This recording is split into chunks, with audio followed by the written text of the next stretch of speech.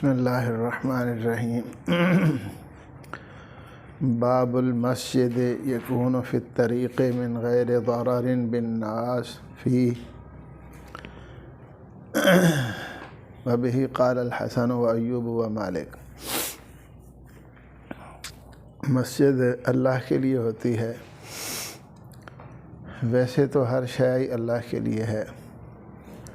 للہ ما فی السماوات و ما فی الارض۔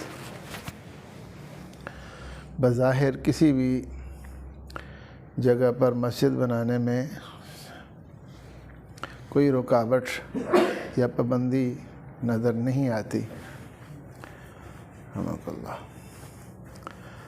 تاہم انسانی ضرورت جو ہے یہ اللہ تعالیٰ کے ہاں اس کی بھی بڑی اہمیت ہے، اس لیے انفرادی پرسنل ذاتی ضرورت انسان پر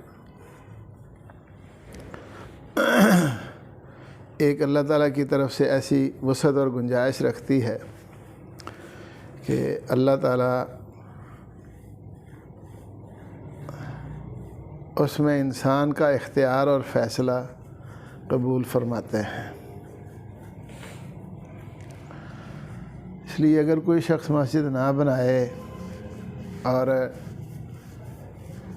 وہ ساری زندگی مسجد بنائے بغیر گزار دیتا ہے تو یہ نہیں کہیں گے کہ اس نے اللہ تعالیٰ کی ملکیت پر قبضہ کیا ہے اور مسجد نہیں بنائی۔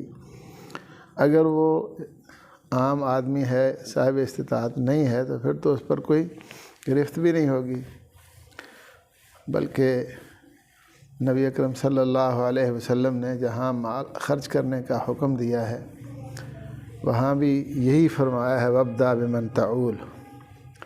جن کے آپ کفیل ہیں آپ ان پر خرچ کرنے میں ابتدا کریں۔ اگر بڑھ جائے مال زیادہ ہے تو پھر دوسروں پر بھی خرچ کر لیں۔ اس لیے ایک انسان کے پاس اپنی ذاتی ضرورت سے زیادہ کوئی جگہ نہیں ہے تو وہ مسجد نہیں بناتا، یا اس کے پاس وسائل نہیں ہیں تو وہ گناہ گار نہیں ہوگا، اور اس سے یہ بات نہیں آئے گا کہ اللہ کی شے پر اس نے قبضہ کر رکھا ہے اور یہ ناجائز ہے۔ اللہ نے ساری زمین ہمارے لیے مسجد بنا دی ہے، نماز پڑھنے کی حد تک جہاں بھی نماز پڑھیں جائز ہے، نماز ہو جاتی ہے۔ لیکن کسی جگہ کو خالصتاً اللہ کے لیے وقف کر کے نماز کے لیے مختص کرنا اور جو مسجد کے بنیادی مقاصد بتائے گئے ہیں ان کے لیے اس کو موقوف کرنا، اس کے بارے میں یہ اہل علم نے مختلف انداز ظاہر فرمائے ہیں۔ تو مسجد بنانے کی کئی صورتیں ہوتی ہیں۔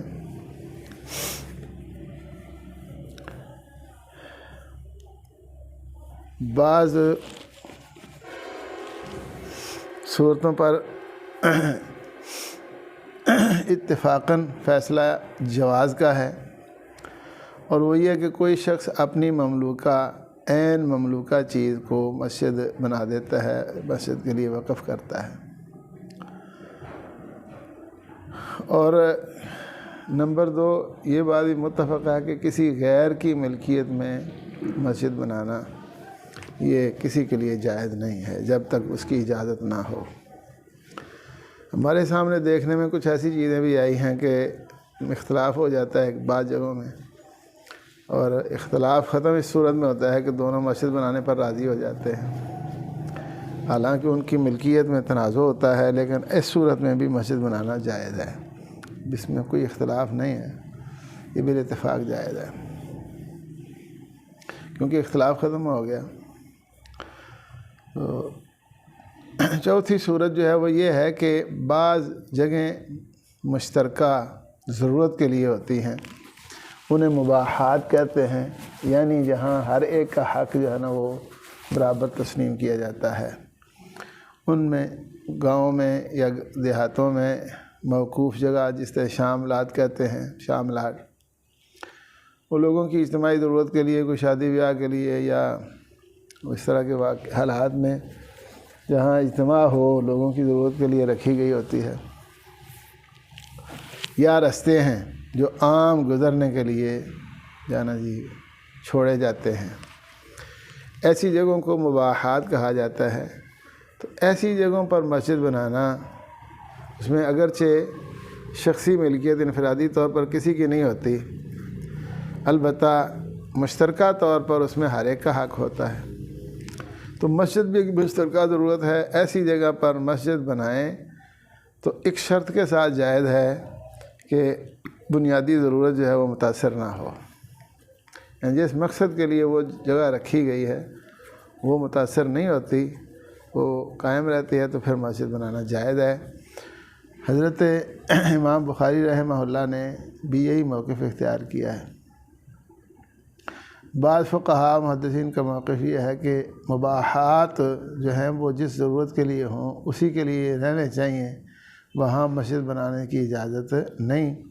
حضرت امام بخاری رحمہ اللہ ان کی تردید فرما رہے ہیں کہ نبی اکرم صلی اللہ علیہ وسلم کے زمانہ میں حضرت ابوبکر صدیق رضی اللہ عنہ نے ایسی جگہ پر مسجد بنائی تھی، اور نبی صلی اللہ علیہ وسلم کو اس کا علم بھی ہوا، آپ نے اس کو نہ روکا ہے نہ ٹوکا ہے نہ اس پر انکار کیا ہے۔ تو آپ صلی اللہ علیہ وسلم کا اسے برقرار رکھنا یہ اس بات کی دلیل ہے کہ مباحات میں مسجد بنانے کی اجازت ہے۔ باب المسجد یکون فی الطریق من غیر ضرر بالناس، یہ باب ہے اس مسجد کے بنانے میں، بیان میں جو رستے میں ہو بغیر لوگوں کو تکلیف نقصان پہنچائے، یعنی اس سے لوگوں کو تکلیف نہیں ہوتی، کیونکہ رستے سے تکلیف دہ چیز کو ہٹانا بھی ایمان کا حصہ ہے۔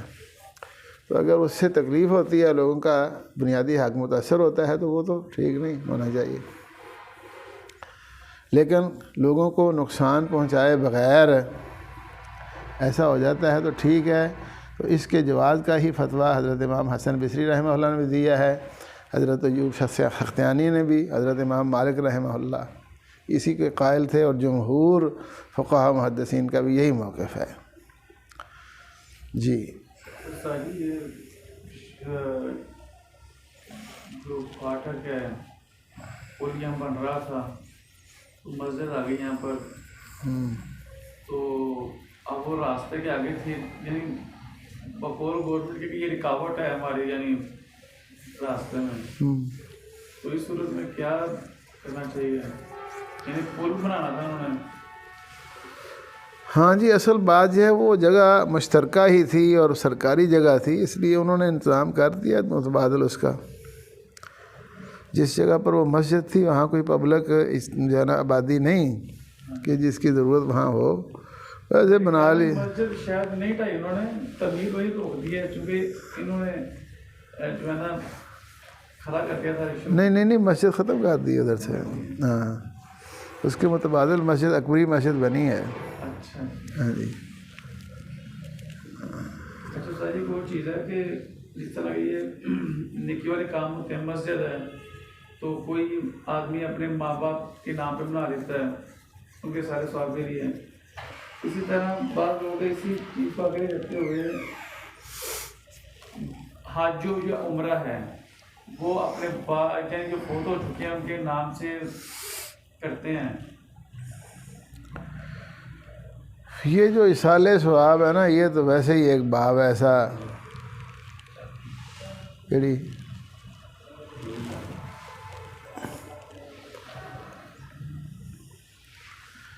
لوگ دھکا کرتے رہے، دھکا مار کے تو ثواب پہنچاتے رہے۔ یہ بات کوئی ایسی ہمیں تو نظر نہیں آئی کہیں بھی جسے ہمارے بعض علماء کہتے ہیں جائز بھی ہے، اصال ثواب جائز ٹھیک ہے۔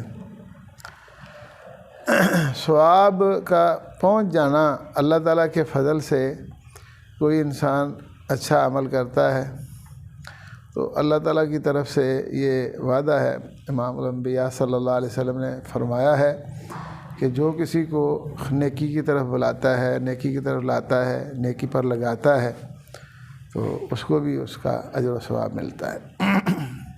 والدین کو ڈائریکٹ پہنچ جاتا ہے نا۔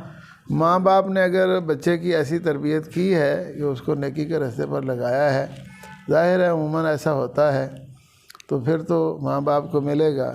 اور صرف یہ کہ ماں باپ کو ہی ملے ایسی بات نہیں ہے، نبی اکرم صلی اللہ علیہ وسلم سے لے کر ہم تک دین پہنچانے والے جتنے بھی لوگ ذریعہ بنے ہیں وہ والدین سے ہوں یا اساتذہ اور مشائخ سے ہوں، سب کو اجر و ثواب اللہ پاک عطا فرماتے ہیں۔ اللہ کے خزانوں میں کوئی کمی نہیں ہے۔ یہ ہماری بات ہوتی ہے کہ اسی جانا اللہ رحمان نے کہ تو انج نہیں کرنا، انج کر، کیا خیال ہے؟ سال ثواب کا بظاہر مطلب تو یہی بنتا ہے نا کہ یہ ثواب جو ہے نا جی مینوں بھی نہیں چاہیے تو فلانے بھی نہیں چاہیے، بس اینوں چاہیے۔ تو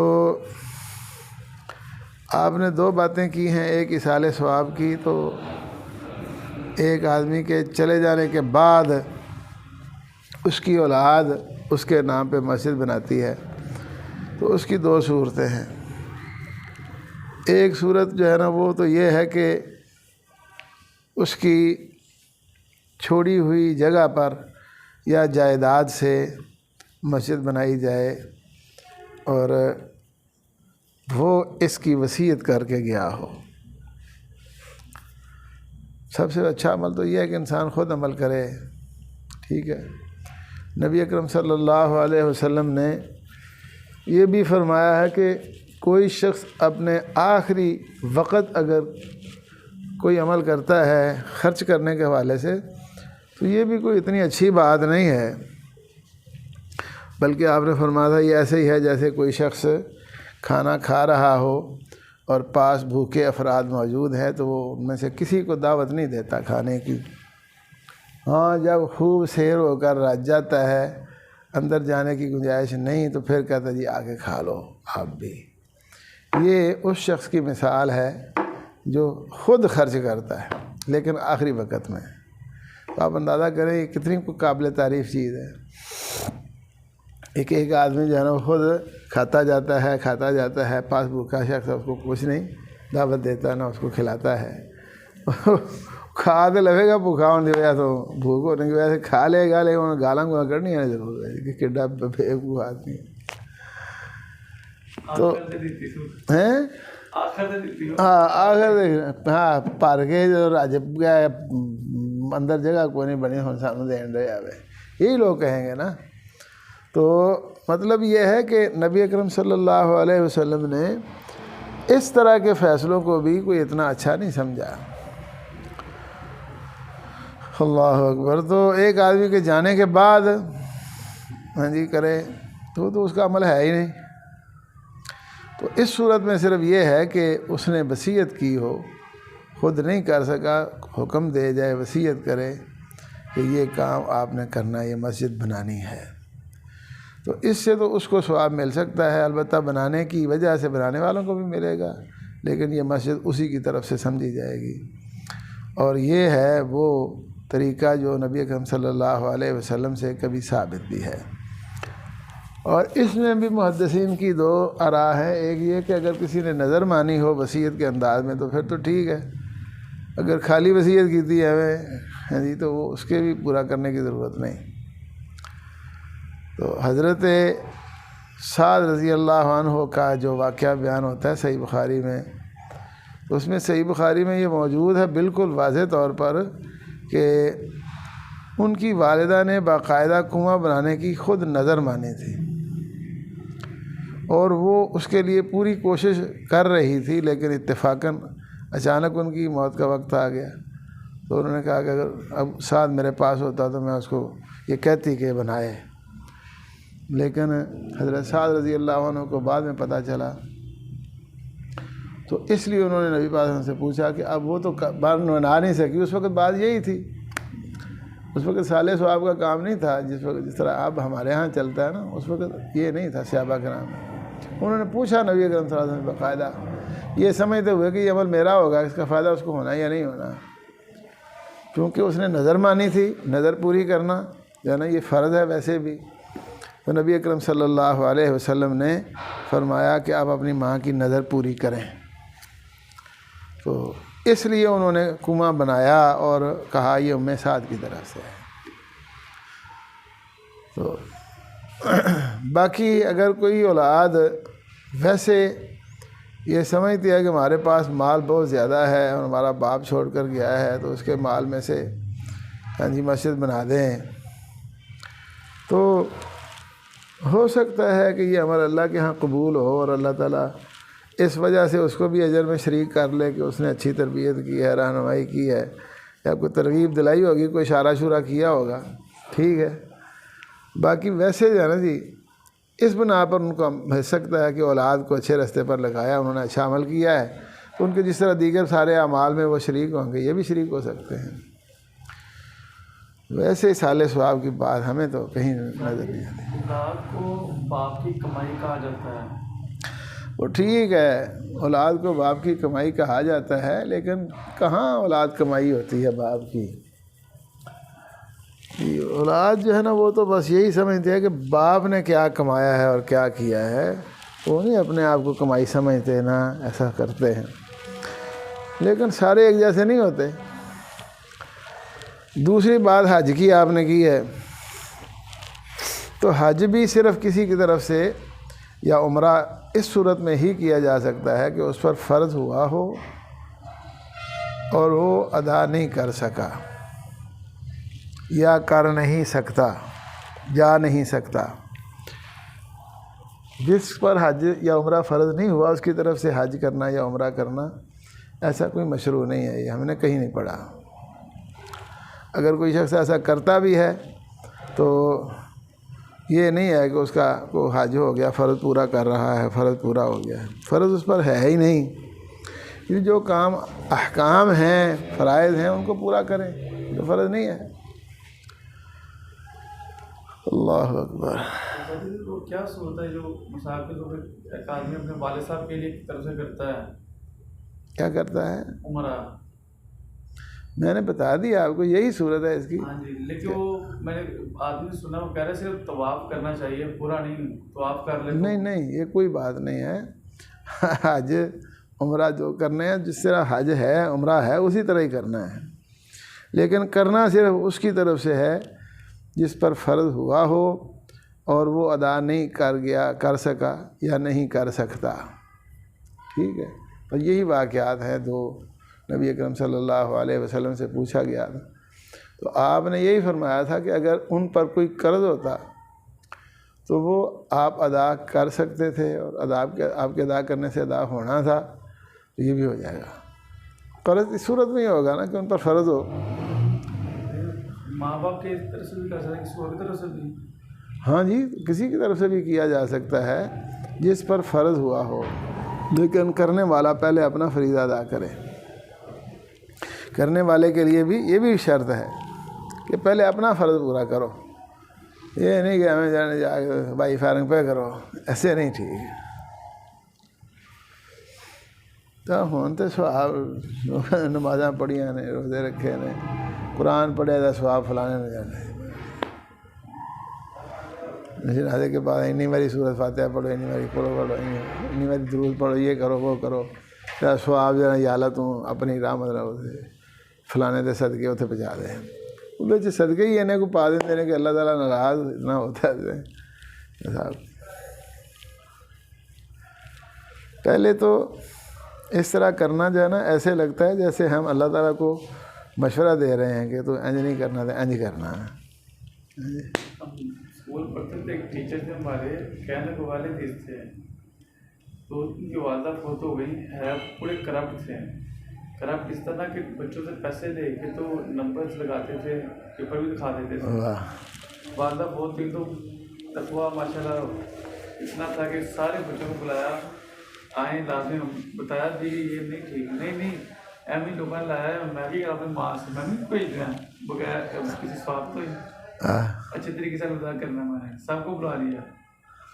تو وہاں پر کیا ہوا کہ بیٹھے ہیں تو میں نے کہا ان کو، میں کہا سر جی پانچویں چھٹی کلاس میں تھے، میں کہا سر جی جمعے کا ٹائم ہے، ہمیں جمعہ پڑھنا ہے، جمعہ پڑھ لیں گے، جمعہ رہنے تو نماز پڑھ لیں گے، یعنی یہ فرض چیزیں وہ نہیں کیا کرتے جب۔ تو میں سمجھتا اللہ تعالیٰ کو نا مشورے دینے والی بات ہوتی ہے، اللہ تم ایسے نہیں کرنا۔ وہ واقعہ ہے نا، وہ ایک صحابی نے مسجد میں پیشاب کیا، مطلب یہ آتا ہے وہ صحابہ کرام اس کو ڈانٹا، جب جانے لگا تو اس نے اپنا اونٹ کھولا اور کہا اللہم ارحمنی و محمدا ولا ترحم معنا احد، میرے پر محمد صلی اللہ علیہ وسلم پر رحمت فرما، کسی اور پر نہ کرنا۔ نبی فرمایا قد حجرت واس وَأَضَلُّوا عَنْ بَعِيرٍ، یہ خود بیوقوف ہے، یہ اونٹ یہ جانوروں جیسی بات کر رہا ہے۔ اللہ اکبر، کہ مجھے اور محمد صلی اللہ علیہ وسلم کو رحمت فرما، باقی کسی پر نہ کر۔ تو یہ بھی بات ایسی ہی ہوتی ہے کہ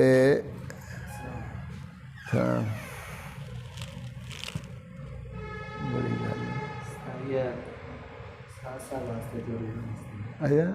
ہے، بڑی گل ہے، گرم گرم کھانی ہے انہوں پئی پئی ہو جائے گی۔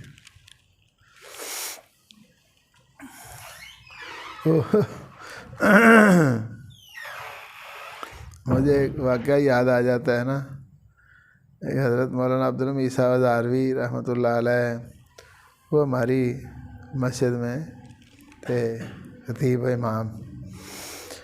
ہمارے گھر میں ان کا کھانا شانا ہوتا تھا، تو مولوی صاحب کی نے 2 شادیاں کی تھی، 2 بیگمات تھیں مولوی صاحب کی، اور جب وہ ادھر آئے نا اس وقت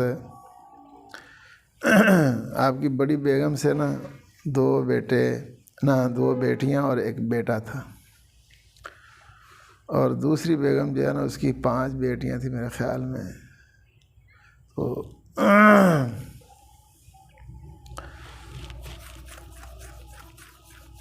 ہم گھر میں بیٹھے ہوئے تھے، ہمارے گھر میں عورتوں کا اجتماع ہوتا تھا ہماری دادی کے پاس، ساری گلی کی عورتیں جو ہے نا ادھر آ کر بیٹھتی تھیں۔ تو وہ کسی نے آ کر بتایا مولوی صاحب والے 2 منڈے ہوئے ہیں، مولوی صاحب والے 2 منڈے ہوئے ہیں۔ ایک نے پوچھا، ایک بیوی نے، کدے والے ہوئے ہیں؟ وہ جہاں اگے منڈا ہے نا وہ ہل ہوئے۔ کہ بھلا اللہ ایک انہوں دے چڑھتا، ایک انہوں دے چڑھتا۔ ہمارے دادا جان پاس بیٹھے ہوئے کہتے کہ اللہ نو متاں نہیں دے دیا جی وہ کہتا، تھوڑا کہ انہوں بھی دے چڑھے، اے اللہ ایک انہوں دے چڑھتا، ایک انہوں دے چڑھتا۔ یہ حساب ہوتا ساڈا۔ کتنا ثواب پہنچانے کا ذریعہ ہے لوگوں کی رہنمائی کرنا۔ پھر اللہ اکبر،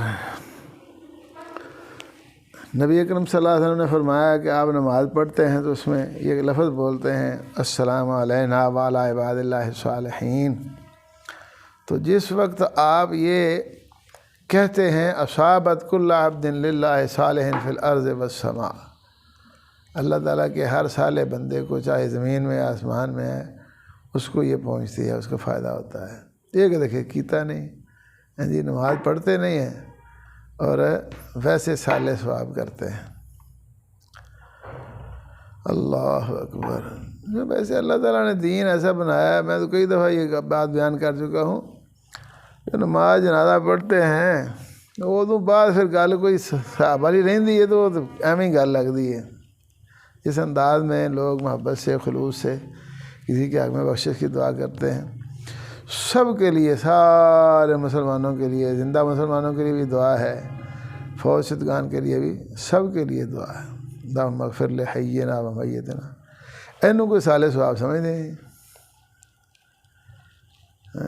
چلو قال حدثنا يحيى بن بكير قال حدثنا الليث عن عقيل عن ابن شهاب قال اخبرني عروة بن الزبير ان عائشة زوج النبي صلى الله عليه وسلم قالت لم اعقل ابوي الا وهما يدينان الدين ولم يمر علينا يوم الا ياتينا فيه رسول الله صلى الله عليه وسلم طرفي النهار بكرة وعشيا ثم بدا لي ابي بكر۔ لوگ جو ہے نا دنیا دار ہیں، دنیا کو ہی پسند کرتے ہیں، دنیا سے محبت کرتے ہیں، دنیا کے فائدے کو بڑا فائدہ سمجھتے ہیں، دنیا کے نقصان کو بڑا نقصان سمجھتے ہیں۔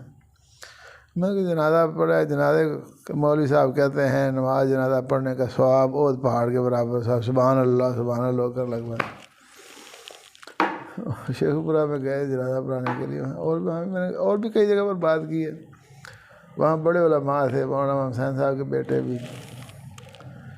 تو میں ماشاء اللہ ایک بہت پہاڑ کے برابر ثواب، سبحان اللہ کہنے لگ پہ.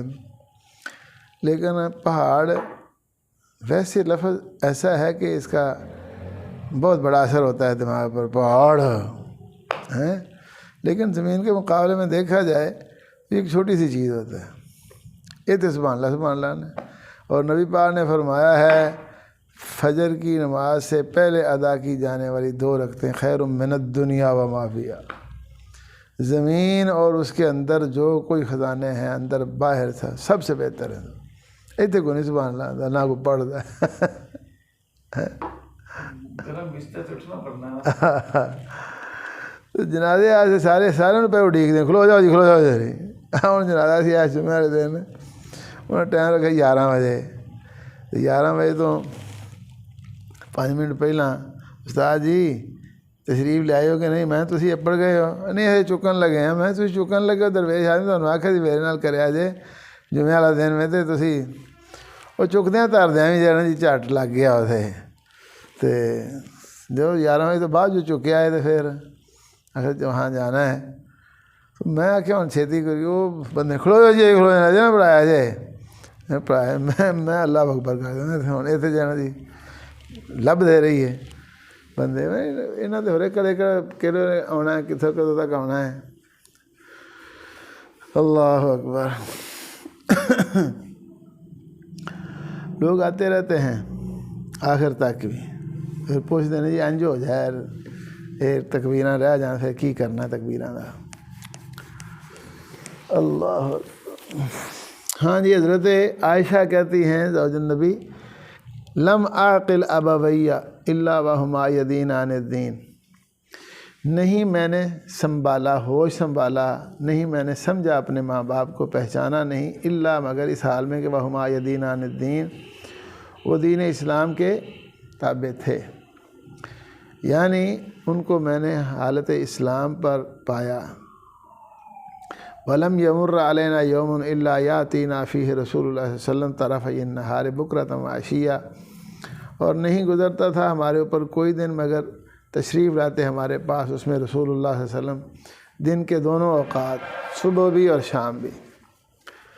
تو یہاں بات مختصر ہے، آگے یہ تفصیلی بات ہے کہ حضرت ابوبکر صدیق رضی اللہ عنہ کو لوگوں نے جی مجبور کیا اس قدر کہ وہ مکہ چھوڑنے پر تیار ہو گئے. پہلے میں نے آپ کو یہ بات بتائی ہے.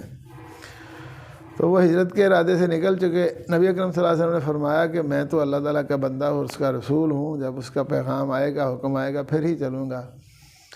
تو حضرت ابوبکر صدیق رضی اللہ عنہ کو برق الغماد نامی جگہ سے قارہ قبیلے کے سردار ابن الدغنہ ملے اور انہوں نے واپس کر دیا، واپس لے آئے. یعنی آپ کو کیا اعتراض ہے ابوبکر پر؟ اعتراض یہ ہے کہ یہ مسجد حرام میں قرآن مجید پڑھتا ہے، سارے بچے عورتیں جو ہے نا جی جمع ہو جاتے ہیں اور وہ اس کی طرف دیکھتے ہیں، یہ اس سے متاثر ہو جاتے ہیں. تو اپنے رب کی عبادت کرنی ہے گھر میں کرے، یہ ادھر نہ آئے کرے. چلو ٹھیک ہے. حضرت ابوبکر صدیق رضی اللہ عنہ نے وہاں مسجد بنا لی. انہوں نے کہا تھے بنا لینے ہیں، اور کام وہی ہو جو ادھر ہوتا تھا ادھر ہو جائے گا. تو کہتے ہیں ثم بدا لابی بکر فابتنا مسجدا بفناء دارہ. تو حضرت ابوبکر صدیق رضی اللہ عنہ کے سامنے یہ بات مناسب ظاہر ہوئی تو انہوں نے بنا لی مسجد گھر کے صحن میں. اس سے مراد رستہ ہی ہے گھر کی ادھر ادھر. فکان یصلی فی، اس میں نماز پڑھتے تھے، ویقرأ القرآن، قرآن مجید کی تلاوت کرتے، ویقف علیہ نساء المشرکین وابناؤہم، تو رک جاتے ان کے پاس مشرک عورتیں بھی اور بچے بھی. یعجبون منہ، ان سے بہت خوش ہوتے، تعجب کرتے اور اس کو دیکھتے، ان کو دیکھتے. وکان ابو بکر رجلا بکاء ولا یملک عینیہ اذا قرأ القرآن. حضرت ابوبکر صدیق رضی اللہ عنہ بہت زیادہ رونے والے تھے، نہیں کنٹرول رکھتے تھے اپنی آنکھوں پر جب قرآن مجید پڑھتے. قرآن مجید پڑھتے وقت وہ بے قابو ہو جاتے تھے اور زار و قطار ہونے لگتے. فافزع ذلک اشراف قریش من المشرکین، تو مشرکین میں سے قریش کے بڑے لوگوں کو اسی بات نے ہی ڈرا دیا کہ یہ تو ساڑھے بال ایتھے ہی پور پر جان گے بیبیاں بھی، ایسی نہیں ہے۔ انہوں نے پھر ابن الدغنہ کو بلایا کہ تو نے جو ہمارا معاہدہ کروایا تھا یہ اس پر پورا نہیں اترا۔ انہوں نے کہا پورا اترے؟ انہوں نے کہا آپ گھر میں عبادت کریں، میں گھر میں کرتا ہوں، اتنے نہیں جانا جی۔ نہیں یہ کام ہے۔ تو اس نے کہا بھئی میں یہ نہیں چاہتا کہ میری پناہ توڑی جائے، میں نے آپ کو پناہ لے کر دی ہے، تو یا تو آپ اس کی پابندی کریں، نہیں تو پھر جانا جی میری پناہ واپس کر دیں۔ چلو جی اردو الیک جوارک، آپ کی پناہ واپس، ارضا بجوار اللہ، اللہ کی پناہ مجھے کافی ہے۔ چلیں یہ حدیث یہاں پہلی مرتبہ ذکر ہوئی ہے، اور 9 مرتبہ آتی ہے صحیح بخاری میں۔ جی